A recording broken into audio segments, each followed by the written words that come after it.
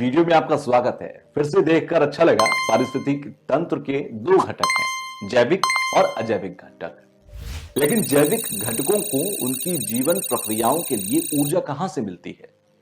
खैर, ऊर्जा का अंतिम स्रोत तो पृथ्वी पर जीवन को बनाए रखने के लिए महत्वपूर्ण है, वो है सूर्य।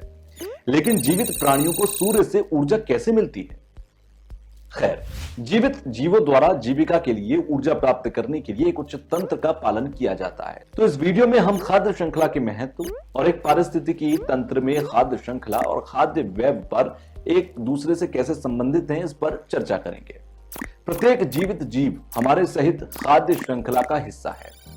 बेशक एक खाद्य श्रृंखला एक श्रृंखला नहीं है, लेकिन ये जीवों की अन्योन्याश्रयता और जीवों के बीच ऊर्जा कैसे प्रवाहित होती है, इसको दर्शाती है। खाद्य श्रृंखला की सारी ऊर्जा सूर्य से आती है, अतः हम कह सकते हैं कि सूर्य पृथ्वी पर ऊर्जा का परम स्रोत है।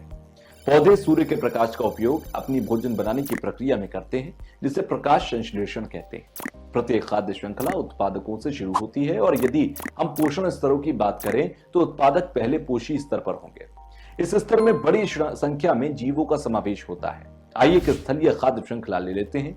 हम घास को खाद्य श्रृंखला का उत्पादक मान सकते हैं। उत्पादक या हरे पौधे अपनी पत्तियों पर पड़ने वाले सूर्य के प्रकाश की ऊर्जा का लगभग 1% संश्लेषित कर लेते हैं और इसे खाद्य ऊर्जा में परिवर्तित कर देते हैं। चूंकि उत्पादकों का उपभोग अगले पोषी स्तर के जानवरों जैसे शाकाहारी या प्राथमिक उपभोक्ताओं द्वारा किया जाता है, निम्न पोषी स्तरों पर प्रतिस्पर्धा अधिक होती है, क्योंकि इस स्तर पर जीवों की संख्या अधिक होती है। अधिकांश ऊर्जा वातावरण में गर्मी के रूप में व्यर्थ हो जाती है। कुछ ऊर्जा जीव द्वारा अपनी ऊर्जा प्रजनन और पाचन में उपयोग करते हैं, और औसतन केवल 10% ऊर्जा ही अगले स्तर तक जाती है। इसीलिए अपनी खाद्य श्रृंखला में हम चूहों को प्राथमिक उपभोक्ता के तौर पर रख सकते हैं। छोटे मांसाहारी और द्वितीयक उपभोक्ता तीसरे पोषी स्तर पर हैं।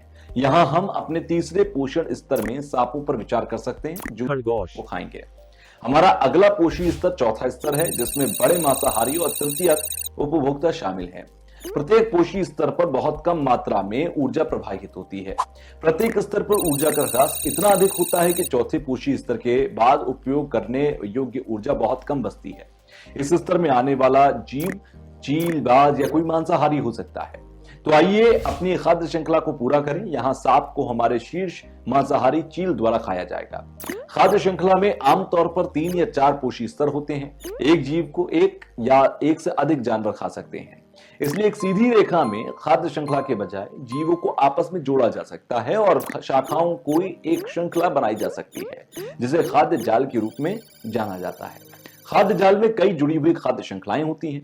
खाद्य श्रृंखलाओं में ऊर्जा का प्रवाह सदैव एक दिशा में होता है। ऑटोट्रॉफ द्वारा उपयोग की जाने वाली ऊर्जा की मात्रा और स्रोत में वापस नहीं आती, और इसी तरह शाकाहारी को स्थानांतरित ऊर्जा ऑटोट्रॉफ में वापस नहीं जाती है। और सरल शब्दों में, जैसे जैसे ऊर्जा अगले पोषी स्तर की ओर बढ़ती है, ये पिछले पोषी स्तर तक उपलब्ध नहीं रह पाती। प्रत्येक पोषी स्तर पर उपलब्ध ऊर्जा समय के साथ घटती जाएगी, क्योंकि प्रत्येक पोषी स्तर पर ऊर्जा की हानि होती है।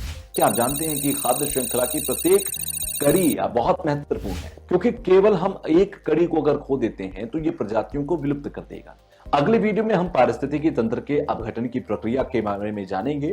तब तक के लिए मुझे दीजिए अलविदा, और आप रहिए प्रसन्न।